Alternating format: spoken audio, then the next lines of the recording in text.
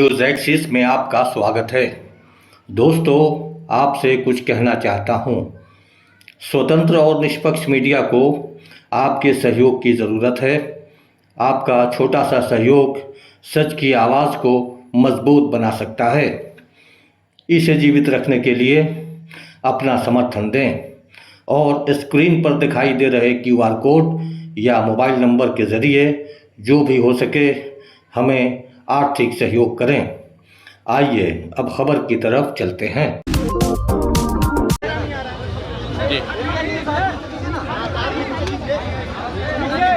नीचे करो ना सब। देखिए,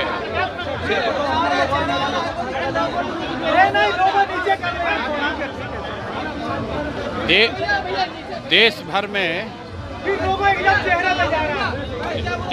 में जो युवा साथी जो कर रहे हैं उसका असर ये है कि पिछले 2-3 महीनों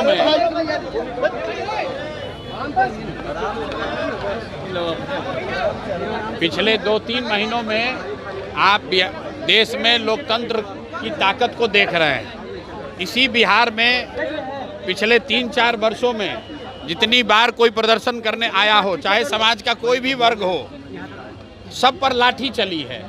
आज कम से कम लाठी चलाने से पहले सरकार या प्रशासन 2 बार सोच जरूर रहा है। ये लोकतंत्र की ताकत है और एक तरह से बेहतर बात है। छात्रों के जो जायज़ मांग हैं उस मांग को सरकार को मानना चाहिए, चाहे वो TRE का मामला हो या अन्य जो छात्रों के मामले हैं। छात्रों के इन मामलों को सरकार दबा नहीं सकती है और हमने ये पहले भी कहा है कि जो कुछ भी जंतर मंतर पर हुआ है वो वन ऑफ नहीं है।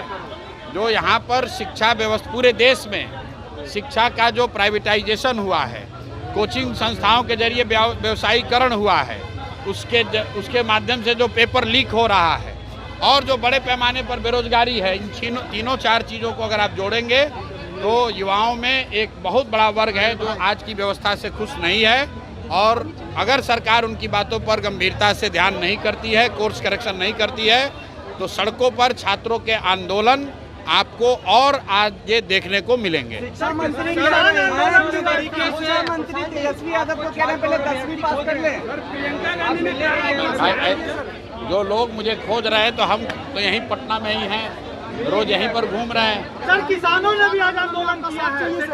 हम जमीन नहीं किसानों का जो आंदोलन है, ये जो 11 सैटेलाइट सिटी बनाने की योजना की घोषणा सरकार ने की है, तुरंत फुरत में बिना कुछ समझे हुए बड़े उद्योगपति और बिल्डर्स को मदद करने के लिए बिहार के सामान्य परिवार के किसान, सामान्य मध्यम वर्गीय किसानों के ज़मीन को औने पौने दाम पर लेकर बड़े उद्योगपतियों को, बिल्डरों को देने की जो साजिश है और 1 साल उस ज़मीन पर कुछ काम नहीं होगा, कोई खरीद बिक्री नहीं कर सकता है, उसके खिलाफ समाज में व्यापक असंतोष है।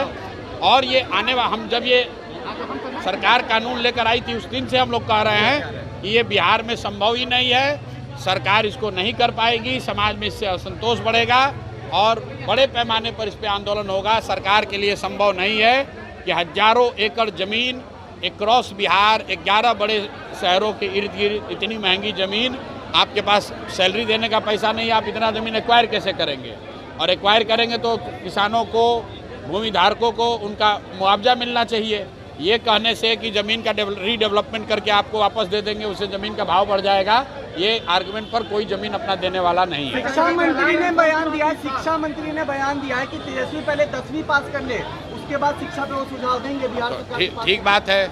तो अगर तेजस्वी यादव को 10वीं पास देने का सुझाव मिथिलेश तिवारी जी दिए हैं तो हमको लगता है कि अगले कैबिनेट की बैठक में अपने मुख्यमंत्री सम्राट चौधरी को भी ये सुझाव देंगे कि तेजस्वी के साथ साथ सम्राट चौधरी भी अगली बार 10वीं का एग्ज़ाम दे दें।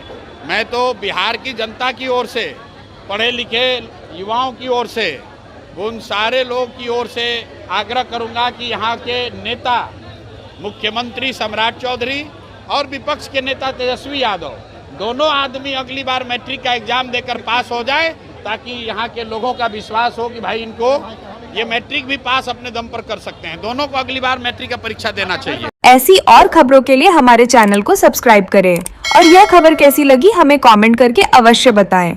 धन्यवाद।